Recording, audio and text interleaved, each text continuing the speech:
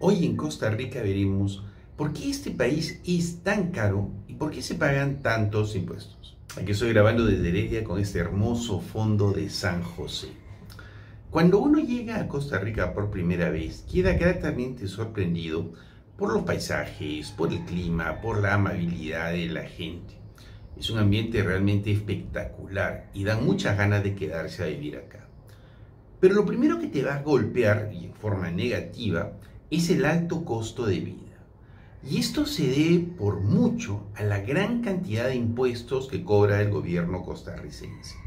La ropa es bastante cara, la comida, sobre todo comer fuera de casa, es bastante caro, las medicinas también son muy caras. Entonces, antes de quedarte a vivir en Costa Rica, debes pensarlo dos veces, porque como te digo, todo el entorno es espectacular, el paisaje, el clima, la gente, el ambiente, las costumbres, pero en el tema del costo de vida, pues te puedes llevar una terrible sorpresa. Y es que en la actualidad Costa Rica tiene 191 impuestos. Y por una extraña costumbre, los presidentes costarricenses tienen el hábito de inventar 3 impuestos por año. Lo contradictorio es que mientras un país pues cobra más impuestos, tiene más dinero y debería dar mejores servicios públicos. Por lógica, también debería tener menos deuda porque está cobrando más dinero a la gente. Pero acá es todo lo contrario. Cobran más impuestos, la deuda del país se hace más grande y los servicios públicos están en una continua decadencia en los últimos gobiernos.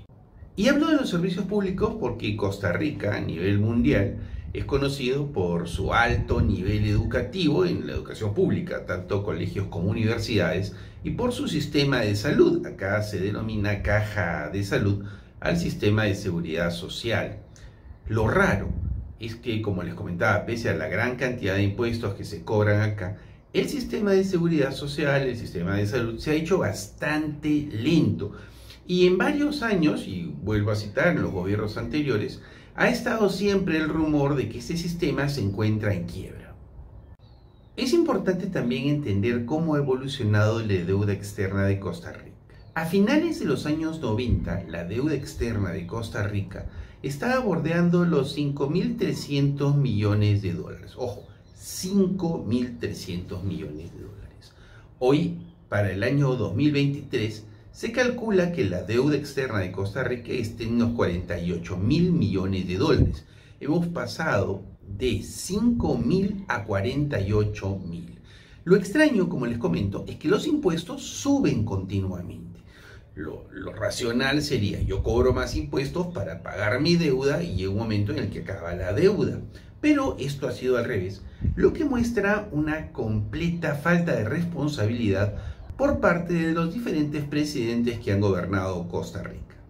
Volviendo al punto principal, voy a nombrarles a los presidentes que más impuestos han creado en Costa Rica. Recuerden que el promedio eran 12 impuestos por periodo, que es bastante. A ver, Rafael Ángel Calderón tiene 28 impuestos, Miguel Ángel Rodríguez 23 impuestos, ambos del PUSC. Después tenemos a José María Figueres con 17 impuestos. Laura Chinchilla con 17 impuestos, Oscar Arias con 16 impuestos y los últimos dos gobiernos que les comentaba habían sido del PAC, han hecho entre ambos menos de 10 impuestos. Pero por esto no quiero decir que hayan hecho un buen gobierno, porque los comentarios acá en Costa Rica son catastróficos. Para mostrar el grado de irresponsabilidad de los presidentes y presidentas de Costa Rica, porque ha habido una señora presidenta en esos periodos, voy a dar un ejemplo.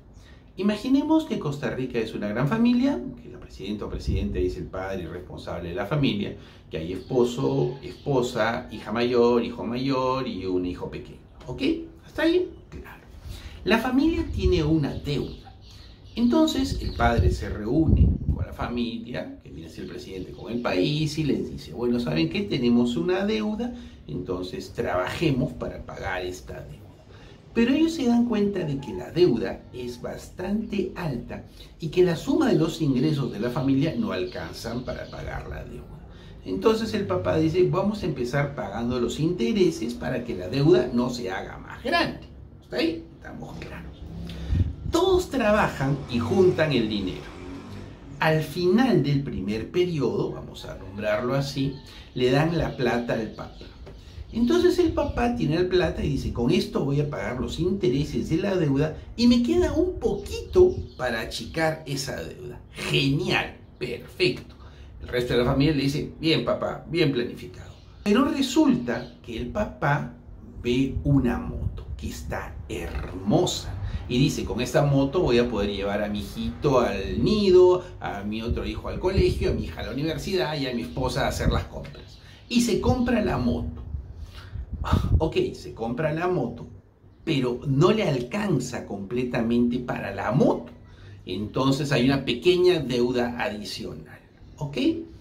Al finalizar el siguiente mes se reúnen todos y todos preguntan, ¿y se pagó la deuda? No, miren, ¿saben qué? Con lo que ustedes han dado, hemos comprado esta moto.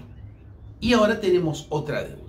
Pero eso no puede ser posible, papá, le dicen los hijos. Si te hemos dado para pagar. Sí, pero la moto nos va a ayudar. Ok, perfecto. Pero vamos a tener que trabajar más, porque ahora hay que pagar la primera deuda, los intereses de la primera deuda, la segunda deuda, y esperemos que no haya intereses y la pagamos bien. Todos trabajan el doble, ¿ok? Hacen horario extra, horas extras, les pagan más. Esto se asemeja con la subida de los impuestos para la gente. Y le dan la plata al papá al final de este segundo periodo. Y el papá dice, bueno, con esta plata voy a poder pagar los intereses de la primera deuda, ya no voy a poder pagar nada de la primera deuda y voy a pagar los intereses de la segunda deuda. Pero el papá se da cuenta que la moto se ha ido malogrando y que tiene que pagar cosas de la moto y cosas de la refacción de la casa y agarra esa plata y en vez de pagar los intereses o las deudas, lo gasta en otra cosa. Cuando se reúne la familia les dice, bueno chicos, tuve que gastar en esto, tendremos que trabajar más horas extras. ¿Ok? Y esto es un símil. Las horas extras vienen a ser la subida de impuestos constantes. Y la deuda no pagada viene a ser la deuda que contrae el país. Entonces los presidentes, la presidenta o ya en general, se comportan como este padre irresponsable que en vez de pagar su deuda para que en el futuro la familia pueda disfrutar de una mejor vida, la mete en una continua deuda que crece y a la vez cobra más impuestos, o sea, hace trabajar más a la familia y esta deuda no tiene fin. Entonces nos queda claro por qué los precios acá en Costa Rica son muy altos, ¿ok? El costo de vida es muy alto. A eso hay que sumarle un punto adicional que, si bien es cierto, era conocido en Costa Rica, no era muy conocido a nivel internacional. Y es la gran, pero gran cantidad de monopolios que existen en Costa Rica. Recuerden que cuando hay libre competencia, los precios bajan. O sea, cuando hay mucha gente que vende un producto, los precios bajan. Compiten los que venden el producto para que la gente les compre, ¿no? Si yo soy un vendedor de arroz y vendo el kilo de arroz a 10, aparece otro que dice, yo quiero vender más arroz que él, lo voy a vender a 9. Y aparece otro que dice, bueno, yo quiero vender más arroz, lo voy a vender a 8. Y así la competencia hace que el precio baje. Evidentemente no va a bajar a un nivel en que el que vende pierda, pero la competencia que hace que el precio baje. Como acá en Costa Rica había muchos monopolios de diferentes tipos de cosas, monopolio de arroz, monopolio de azúcar, monopolio de medicamentos, etcétera, etcétera, no había la facilidad de poder tener precios muy bajos. Es más, estos monopolios tenían pactos o convenios con el Estado para fijar precios mínimos, de tal manera que acá había un control de precios que no es el control habitual que ponen los gobiernos en que dice cuál es el máximo que se paga por un producto. Acá se dice cuál es el mínimo. Entonces, si yo tengo un monopolio, arreglo con el Estado para que, si a mí me cuesta, por decirle, producir un kilo de arroz 2, el precio es 2, el precio mínimo sea 5. Entonces yo ya me estoy llevando de ganancia 3. Y como no tengo competencia, no me preocupo en subir más el precio porque sé que no va a bajar de 5, que permanentemente voy a tener 3. Y eso sucedía continuamente. Estos son los dos puntos claves por qué la vida es tan cara en Costa Rica. El primero son los impuestos, y estos impuestos que van subiendo y subiendo y creciendo y creciendo. Y el segundo son los monopolios que no permiten que haya una libre competencia y los precios sean más bajos. Recién en el año 2022 entra el presidente Rodrigo Chávez, un presidente de un partido completamente nuevo, una persona que no había vivido mucho tiempo en Costa Rica y vino del extranjero, y ha propuesto hacer cosas muy diferentes. Lo primero es romper los monopolios. Ya tuvo muchos choques con grandes industriales costarricenses muy poderosos y millonarios. Y entonces ha ido logrando romper algunos monopolios. Lo complejo es que muchos de estos monopolios están amarrados con leyes. Entonces hay que pedirle a la Asamblea Legislativa, a los diputados, que rompan y cambien esas leyes.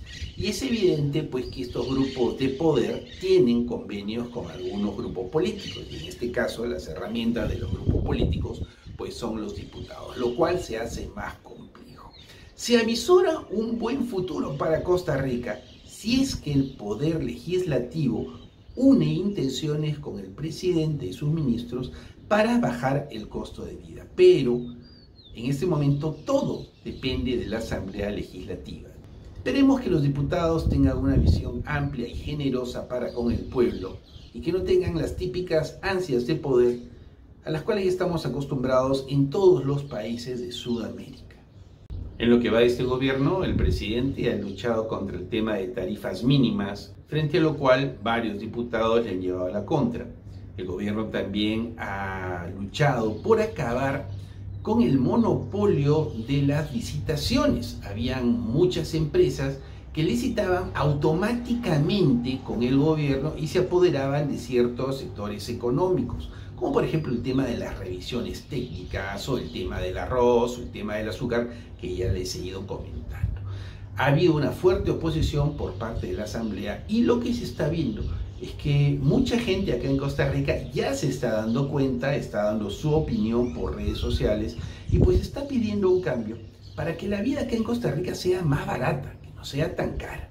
Si el video te ha gustado, te pido que me dejes un like y que lo compartas con tus amigos y todos tus contactos. Es más, también te pido que te suscribas al canal para que te lleguen todos los videos que voy a estar sacando en forma interdiaria. Cada vez que tengamos una visión más amplia y un conocimiento de la historia de Costa Rica y sobre todo de cómo funciona la política, vamos a poder exigir mejores derechos. Un abrazo fraterno y que Dios los bendiga a todos.